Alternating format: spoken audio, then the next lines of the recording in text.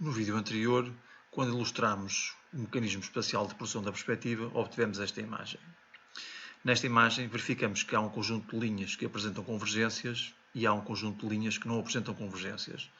O que vamos procurar ver de seguida é porque é que isso acontece e qual é que é a legitimação geométrica desse processo.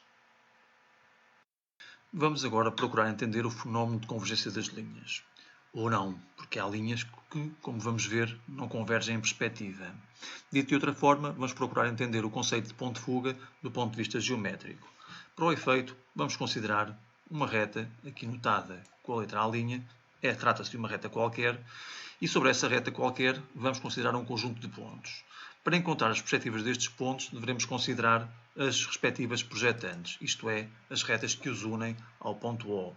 As perspectivas dos pontos são os traços frontais destas retas projetantes, e o conjunto destes traços frontais define a perspectiva da reta, aqui notada com a letra A. De todas estas retas projetantes, há uma, aqui selecionada, que é paralela ao quadro e, portanto, determina uma interseção com o quadro no infinito. Isto é, dito de outra forma, há um ponto da reta A', aqui selecionado, que não tem perspectiva no quadro. Ou, dito de outra forma, tem perspectiva no infinito. Há também uma reta projetante que tem a direção da reta A'. Ora, esta reta projetante, tendo a direção da reta A', interseta no infinito. E, portanto, o seu traço frontal, que aqui designamos por FA, é a projeção cónica, ou, de outra forma, a perspectiva do ponto do infinito da reta A'. É este ponto que, no quadro, recebe a designação de ponto de fuga da reta A' e que aqui está anotado com a designação FA. Naturalmente, todas estas retas projetantes estão contidas num plano projetante, que aqui se nota também. Vamos agora procurar entender que o ponto de fuga de uma reta, na verdade, é único para todas as retas que têm a mesma direção. Para o efeito, vamos considerar aqui um conjunto de retas, aqui notadas por A'1, A'2, A'N, e das quais queremos obter o ponto de fuga. Ora, como vimos há pouco, o ponto de fuga é o traço frontal da reta projetante que tem a mesma direção da reta dada. Como aqui temos um conjunto de retas paralelas, será relativamente óbvio perceber que a reta projetante com a mesma direção é apenas uma.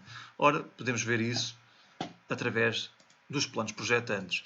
Cada reta dada tem ou admite um plano projetante e o conjunto desses planos projetantes tem em comum precisamente uma reta projetante com a mesma direção. O traço frontal dessa reta projetante é nem mais nem menos que o ponto de fuga desta direção de retas. Vamos agora analisar a localização dos pontos de fuga. Neste exemplo, temos o ponto de fuga FA, localizado acima da linha do horizonte e à direita da reta vertical que passa no ponto P. Por isso, dizemos que a direção A é uma direção ascendente com abertura para a direita. Se o ponto FA estivesse abaixo da linha do horizonte, diríamos que se tratava de uma direção descendente. E se ficasse do lado direito da vertical que passa em P, seria então descendente com abertura para a direita. Se o ponto de fuga estiver à esquerda da vertical que passa em P, então diz-se que a direção é uma direção com abertura para a esquerda e ascendente se estiver acima do horizonte, da linha do horizonte, e descendente se estiver abaixo da linha do horizonte. Do ponto de vista do observador, nós localizamos o ponto deste modo, à direita da vertical e acima da linha do horizonte. Se o ponto de fuga estiver na linha do horizonte, naturalmente trata-se de um ponto de fuga de uma direção horizontal. E se o ponto de fuga estiver na reta vertical que passa no ponto P, trata-se naturalmente do ponto de fuga de uma direção de perfil.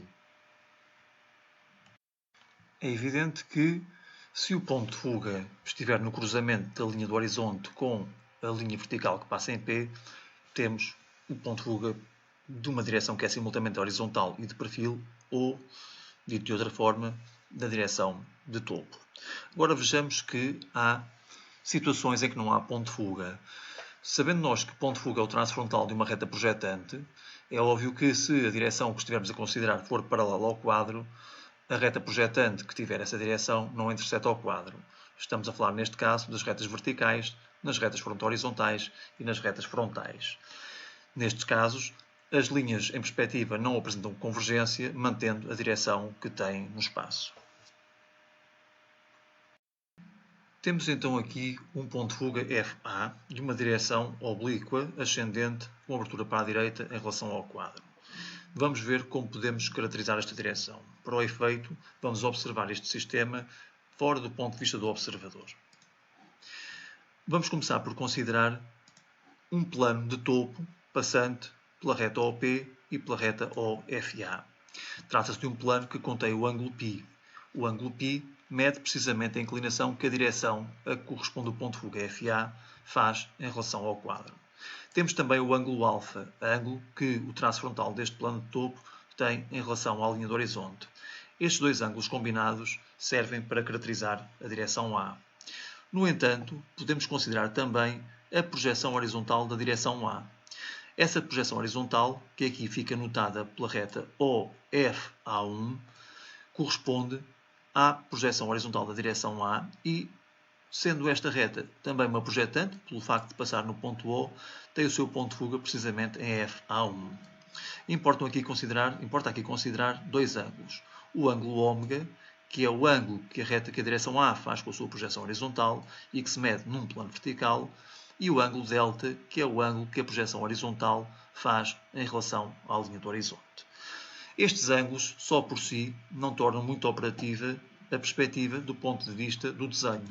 Note-se que, nesta vista, que é o ponto de vista do observador, esses ângulos são omissos e, portanto, não aparecem aqui diretamente considerados nesta imagem. Para o efeito, precisamos considerar duas operações. Primeiro, a operação de rebatimento do referido plano de topo para o quadro. A direção, ou melhor, a charneira desse rebatimento é precisamente o seu traço frontal. Neste movimento, o ponto O descreve um arco, que está aqui selecionado, um arco que tem centro no ponto P e que determina sobre o quadro o O rebatido.